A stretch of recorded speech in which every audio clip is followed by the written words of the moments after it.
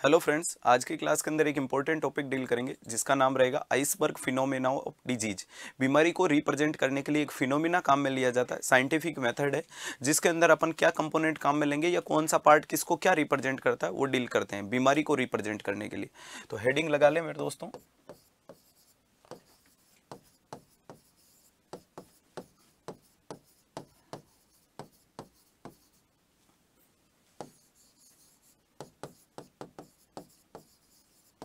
Iceberg phenomena of जो disease होता है ये बीमारी को रिप्रेजेंट करता है।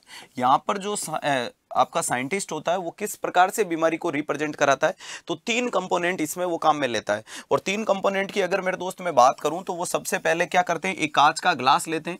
क्या काम में लेते हैं मेरे दोस्त, एक कांच का ग्लास काम में लेंगे सर। और उस कांच के ग्लास में क्या कर देते हैं, पानी भर देते हैं।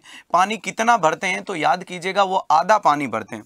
कितना पानी भरते हैं, आधे ग्लास में पानी भर दिया, मतलब मैं आधा बता रहा हूं, बाकी तो वो पानी भर देते हैं जितना भी ग्लास में पानी पड़ा है। अभी देखिएगा आधा भरा, पौना भरा या पूरा भरा वो मैटर नहीं करेगा। ध्यान से समझने वाली चीज ये होगी कि इस पानी के अंदर, पानी का जो ग्लास लिया है इसके अंदर वो अब मेथड के अंदर एक बर्फ का टुकड़ा डालेंगे। अब वो इसके अंदर ये क्या डालने वाले हैं सर, एक बर्फ का टुकड़ा डाल दिया। ये देखिएगा एक मैंने बर्फ का टुकड़ा डाल दिया। अब जो बर्फ का टुकड़ा पानी के ऊपर है वो आपको तैरता हुआ नजर आ रहा है, हाँ उसे बोलेंगे फ्लोटिंग टिप। पानी के ऊपर जो तैरता हुआ नजर आएगा उसको क्या नाम दे देंगे सर, उसे नाम दे देंगे फ्लोटिंग टिप। फ्लोटिंग टिप का मतलब तैरता हुआ किनारा। फ्लोटिंग टिप का मतलब तैरता हुआ किनारा। नेक्स्ट, कुछ बर्फ का टुकड़ा पानी में डूबा हुआ है। जो डूबा हुआ है उसे बोला था सब मर्ज। सब का मतलब कुछ, मर्ज का मतलब छुपा हुआ। तो ये जो पानी में डूबा हुआ है इसे क्या नाम दे दोगे सर, इसे बोल देंगे सब मर्ज पोर्शन। इसे क्या बोल देंगे, सब मर्ज पोर्शन। ये किसका बताया, दोनों का, बर्फ का। ध्यान रखिएगा, वो बर्फ का टुकड़ा जो पानी के बाहर नजर आ रहा है फ्लोटिंग टिप, वो बर्फ का टुकड़ा जो पानी में डूबा हुआ है सबमर्ज पोर्शन। और इन दोनों चीजों को अलग करने वाली लाइन को बोला जाता है line of demarcation, boundary line. इन दोनों को अलग करने वाली चीज को लाइन ऑफ डिमार्केशन। जो चीज ऊपर तुम्हें नजर आएगी, यानी वो मरीज जो हम देख चुके हैं, जिन मरीजों को हमने देख लिया, वो कहां नजर आएंगे सर, वो नजर आएंगे फ्लोटिंग टिप में। जैसे कि अगर कोई मरीज है जिसमें सिम्टोमेटिक है, अगर कोई भी पेशेंट अपनी बीमारी के सिम्टम शो करेगा, आप उसको देख लोगे, हाँ तो सिम्टोमेटिक रिप्रेजेंट किसको करेगा, फ्लोटिंग टिप को। सर कोई भी मरीज है जो केस वाली कंडीशन में, केस वाली कंडीशन का मतलब patient are infected, patient can transmit the infection and also show the sign and symptom. अगर बीमारी के साइन एंड सिम्टम शो करोगे तो दुनिया देखेगी तो किस में जाएगा, फ्लोटिंग टिप में। नेक्स्ट क्या देखने को मिलेगा, सिम्टोमेटिक हो गया। अगर कोई भी मरीज जिसका बीमारी का डायग्नोसिस हो चुका है, क्या हो चुका है, डायग्नोस्ट। डायग्नोस्ट का मतलब तुम्हें पता चल गया मीजल्स है, मम्स है, रूबेला है, ये है, वो है। ऐसे तुम्हें अगर बीमारियों के एग्जाम्पल पता चलते हैं, लास्ट में बताऊंगा कौन से रिप्रेजेंट नहीं करते, एड्स है, HIV, ऐसे पता चल गया इसका मतलब दिख गया। नेक्स्ट इसके बाद में और कौन सा कर सकते हो, कोई भी बीमारी का अगर नोटिफाई करवा दिया या कोई भी बीमारी को डॉक्यूमेंट कर दिया।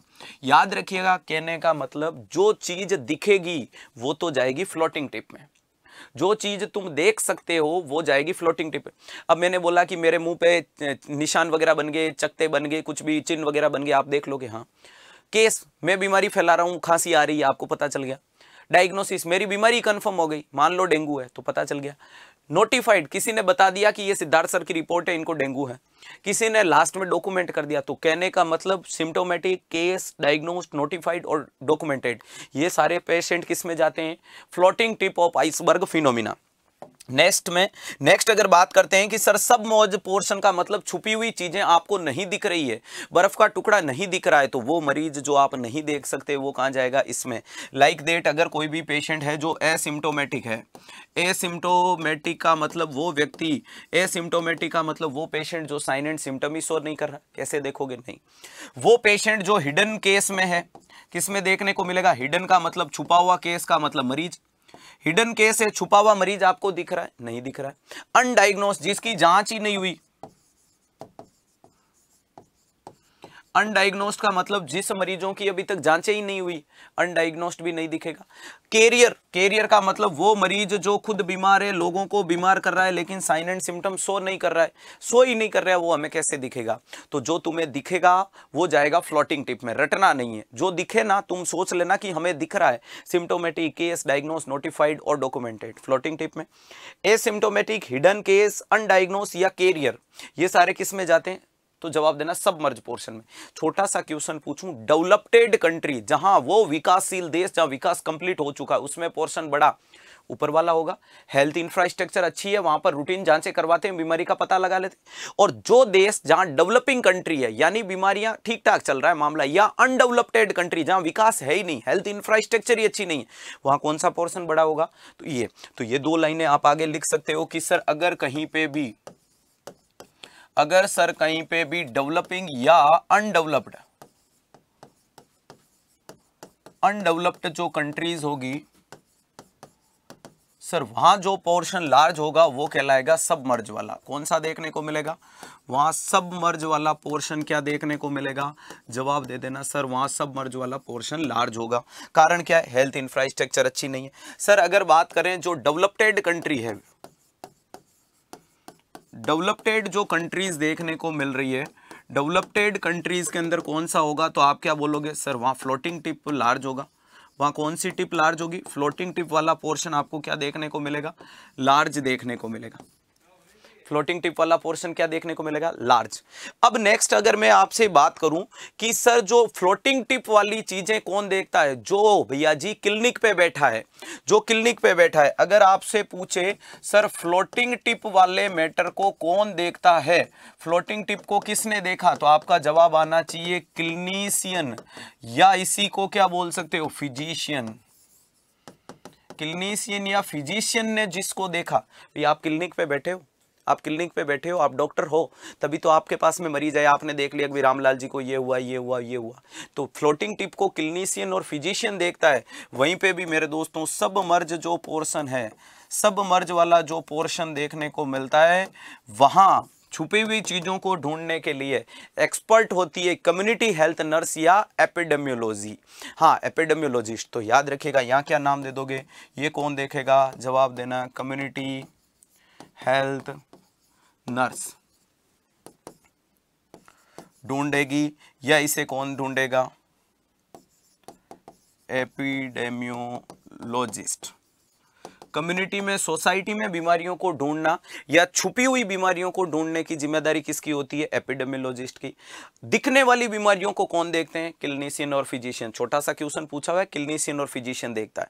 इनको कौन ढूंढेगा? ये। डेवलप्ड में अनडेवलप्ड बता दिए। अब लास्ट इंपॉर्टेंट पॉइंट आता है, which disease are not represent by iceberg phenomena. तो याद लिख लीजिएगा, यहां पर क्या लिखोगे? Some disease are not represented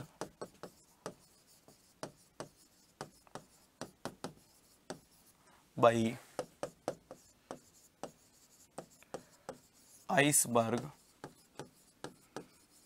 phenomena. कौन सी बीमारियों को आइसबर्ग फिनोमिना रिप्रेजेंट नहीं करता है? तो वो बीमारियां निकल के आती है सर, देखने को मिलेगी। एक तो मीजल्स, दूसरा देखने को मिलता है आपका रेबीज, तीसरा देखने को मिलेगा रूबेला, और चौथा देखने को मिलेगा टिटनस। ये चार बीमारियों को आइसबर्ग फिनोमिना कभी भी रिप्रेजेंट नहीं करता है। आप बोलोगे क्यों नहीं करता है? क्योंकि ये सारी बीमारियां अपने अंदर स्पेसिफिक चीज लाती है, इसके लिए रिप्रेजेंट नहीं करता। तो मीजल्स, रेबीज, रूबेला और टिटनस को आइसबर्ग फिनोमिना रिप्रेजेंट नहीं करता है, रिप्रेजेंट नहीं करता है। बाकी देश और दुनिया की सारी चीजें रिप्रेजेंट की जाती है। तो चलेगा, आई होप अच्छे से समझ में आएगा। अच्छे से पढ़ते रहें, मस्त रहें, बने रहे उत्कर्ष परिवार के साथ, और कर दिखाएगा कुछ ऐसा कि दुनिया करना चाहे आपके जैसा। Thank you so much.